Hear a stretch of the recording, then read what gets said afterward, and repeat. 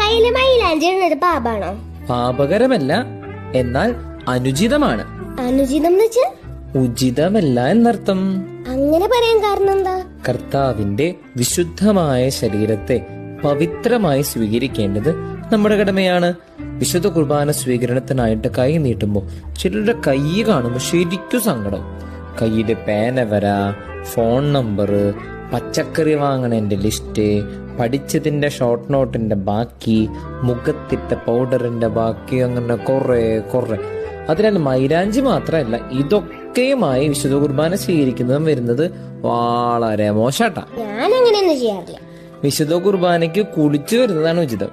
ഇനി കുളിച്ചില്ലെങ്കിലും അറ്റ്ലീസ്റ്റ് കൈയും മുഖവും പല്ലും ഒക്കെ ഒന്ന് വൃത്തിയാക്കി കൊള്ളോട്ടാ. ഓ ശരി. ജ്ഞാനത്തിന്റെ പുസ്തകം 6-ാം അധ്യായം 10-ാം തിരുവചനം: വിശുദ്ധമായവ വിശുദ്ധിയോടെ ചെയ്യുന്നവർ വിശുദ്ധരാകും, അവ അഭ്യസിക്കുന്നവർ